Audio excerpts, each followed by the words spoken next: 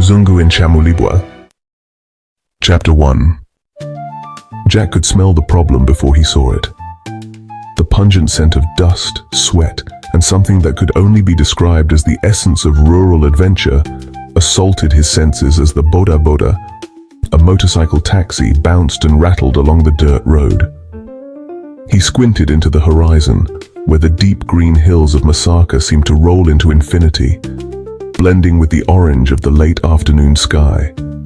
It was beautiful, but there was no getting around it. He was in the middle of nowhere. Jack let out a deep breath.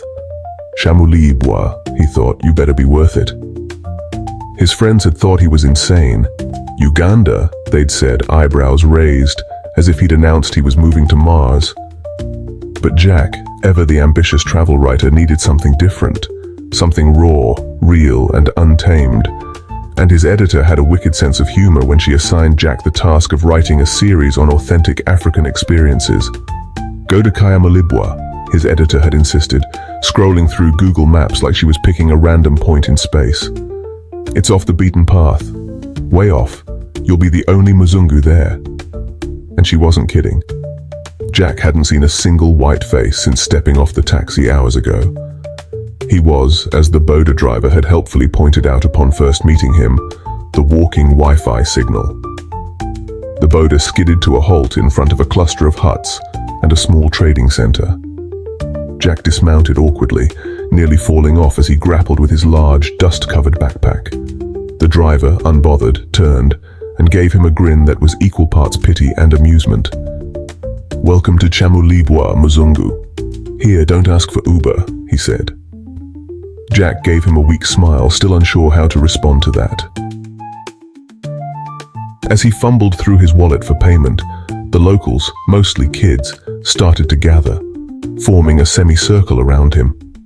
They stared, wide-eyed, at the foreigner in their midst. Jack waved awkwardly, as if this would somehow make him blend in. It didn't. Jambo, Mzuri sana, he greeted with the only Swahili statement he remembered. It seemed like the right thing to say. A boy no older than 10 raised an eyebrow. Hey Muzungu, this is not Nairobi. Ah yes, his first cultural misstep. He was in Uganda territory, and he had greeted them in the wrong language. Great start. Get it together, Jack, he thought. He remembered reading something about how it was respectful to kneel in Ugandan culture when greeting elders. A well-meaning piece of advice from disastrous travel blogs he'd over-researched the night before. Spotting an elderly woman sitting under the shade of a tree, Jack made a split-second decision to correct his mistake. I'll kneel, he muttered to himself, determination hardening his resolve. He dropped to one knee in front of her, the dust swirling around him in a cloud. The woman looked at him, her brow furrowed in confusion. The crowd was silent. Then the woman broke the quiet with an unexpected hearty laugh.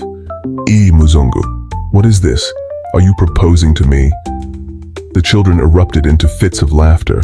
Jack's face flushed a deep red, not that anyone could tell under all the dust caking his skin. He quickly stood up, brushing the dirt from his pants, though there was no salvaging his dignity now. The kids danced around him, chanting, "The Muzungu is getting married to Nancha." Even the elderly woman, Nancha, was still chuckling under her breath. Before Jack could make any further blunders, a voice interrupted the spectacle. "Muzungu, you are lost, aren't you?" a voice called out. Jack turned to see her. Nnamisambwa Scovia, Siko for short, stood there, arms crossed, eyes narrowed and lips curled into a smirk. She wore a vibrant gomesi, the traditional Ugandan dress, but there was nothing old-fashioned about her presence. Siko's no-nonsense expression made it clear that she wasn't here to watch the Muzungu make a fool of himself. Or maybe she was. Either way, she was in control of the situation. Jack blinked, still trying to process what was happening. Yes, I think so. I'm looking for a place to stay," he stammered. Siko sighed, shaking her head. "Follow me before you start kneeling in front of a goat or something," she said, turning to lead the way. Jack followed, relieved to have found a guide, or more accurately, a savior. Siko led him through the village, the curious eyes of the locals still tracking his every movement. He felt like a giraffe in a petting zoo, out of place and on full display. "So, you're staying in Kyamulibwa?"